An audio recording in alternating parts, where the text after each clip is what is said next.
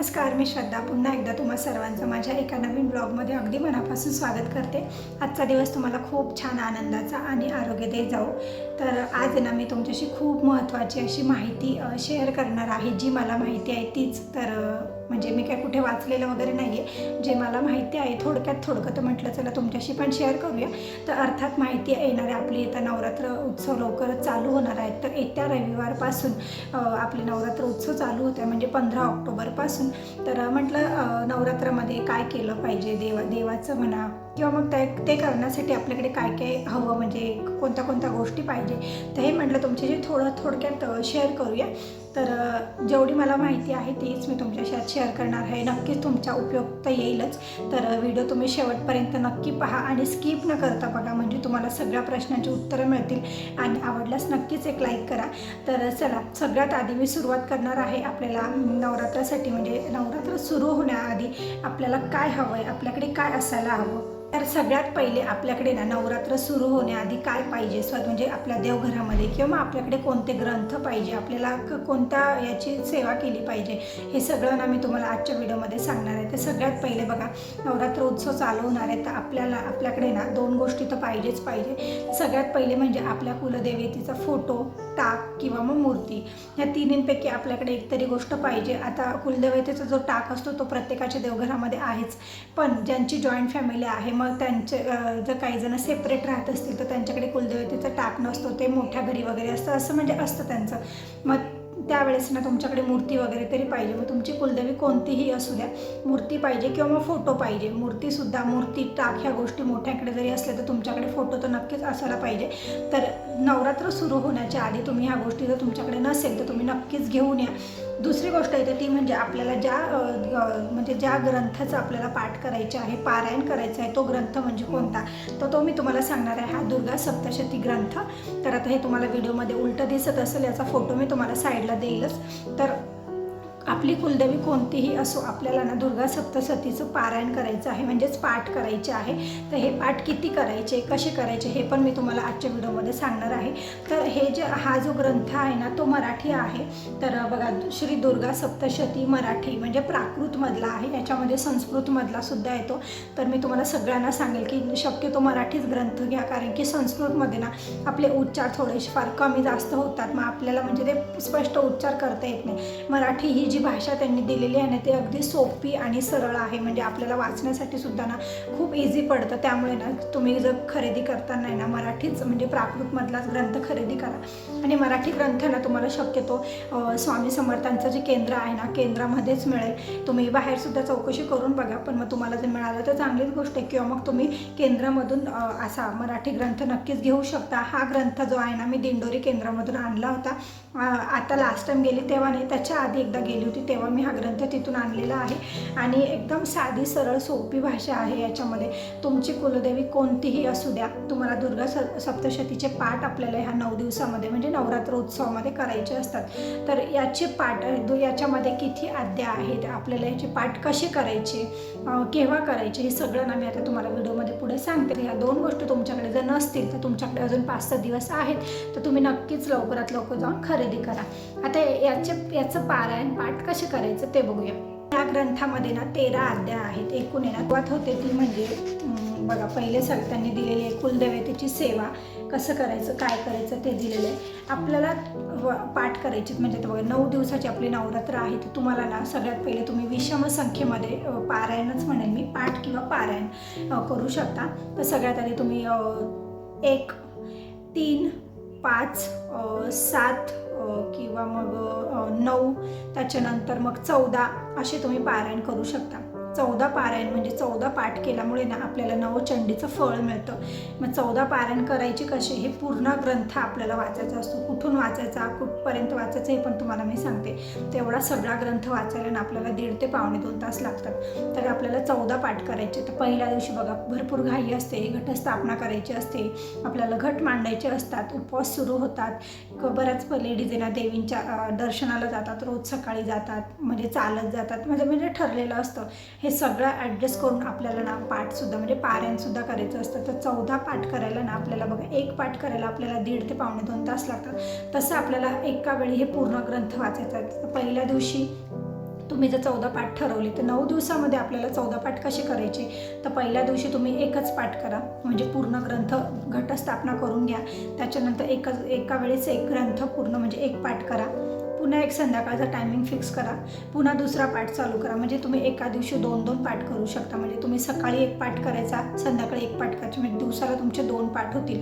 असे तुम्ही 14 कुठपर्यंत होतात तुमचे. 9 दिवसामध्ये 14 पाठ करायचे. ते केल्याने तुम्हाला नवचंडीचं फळ मिळतं.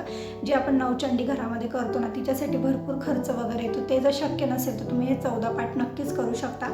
हे जर 14 पाठ करणं जर तुम्हाला शक्य नसेल तर तुम्ही 9 पाठ करायचे. 9 पाठमध्ये कसे, रोज आपल्याला पूर्ण ग्रंथ वाचायचा आहे. म्हणजे आज घटस्थापना पहिल्या दिवसापासून ते 9व्या माळेपर्यंत, म्हणजे पहिल्या माळेपासून ते 9व्या माळेपर्यंत आपल्याला पूर्ण हा ग्रंथ वाचायचा आहे. त्याला एक पाठ असं म्हणतात. म्हणजे कसं, एक पहिल्या अध्यायापासून ते 13व्या अध्यायापर्यंत त्याला एक पूर्ण असा पारायण म्हणतात एका वेळेस. हे वाचताना आहे ना, आपल्याला आपल्या घटासमोरच बसून वाचायचं आहे, म्हणजे देवीसमोरच बसून वाचायचं आहे. आणि आता आपण वाचायला बसलोय, मग याच्यामध्ये 13 अध्याय आहेत. मग सकाळी 6 वाजायचे आणि संध्याकाळी 6 वाजायचे, तसं अजिबात त्याच्यामध्ये चालत नाही. आपल्याला एका बैठकीमध्येच हा पूर्ण ग्रंथ वाचायचा आहे. तर ग्रंथ वाचायला सुरुवात कुठून करायची मी तुम्हाला सांगते. तर ग्रंथ वाचायला ना आपल्याला सुरुवात कुठं, तर मी माझ्या ग्रंथाप्रमाणे तुम्हाला पान नंबर पण सांगते. तर बघा, 14 पान नंबर जे आहे ना, त्याच्यावर दिलेले दुर्गा अष्टोत्तर नामस्तोत्र, इथून आपल्याला सुरुवात करायची आहे.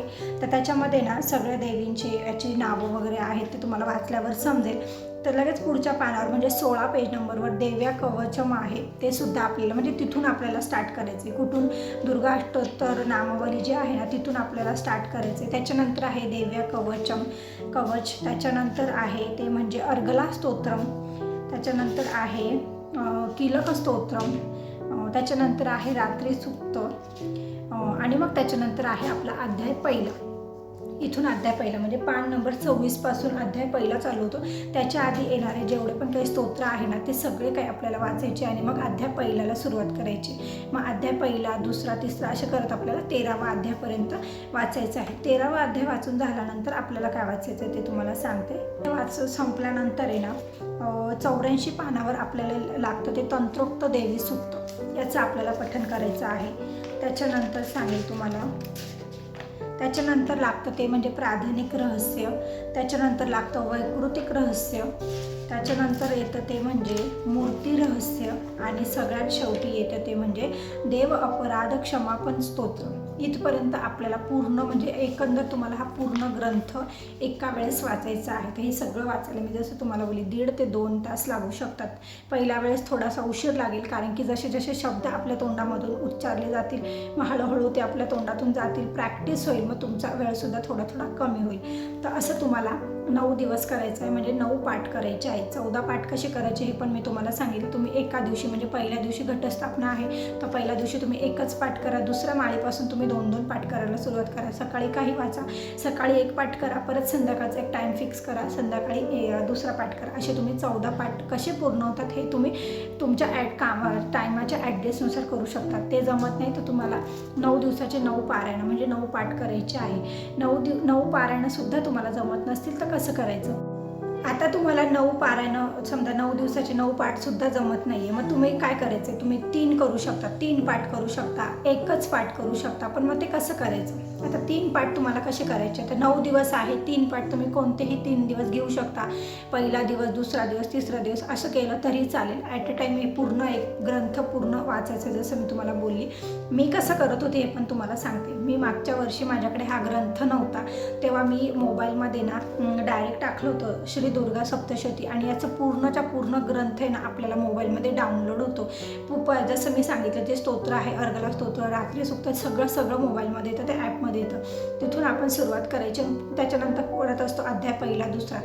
मग मी मोबाईलमधून मागच्या वर्षी पूर्ण पारायण केलं होतं. माझ्याकडे तेव्हा हा ग्रंथ नव्हता, मला मराठी मिळाला पण नव्हता, त्यामुळे मग मी मोबाईलमधून केलं होतं. तुम्हाला जर नाहीच मिळालं हे पुस्तक म्हणजे हा ग्रंथ जर नाही मिळाला तर तुम्ही मोबाईलमध्ये सुद्धा ॲप डाउनलोड करून तुम्हाला तुमची जर इच्छाच असेल पाठ करायची, पारायण करायची, तर तुम्ही नक्की करू शकता. मोबाईलमध्ये तुम्ही डाउनलोड करा, शक्यतो तुम्ही ग्रंथ आणण्याचा प्रयत्नच करा.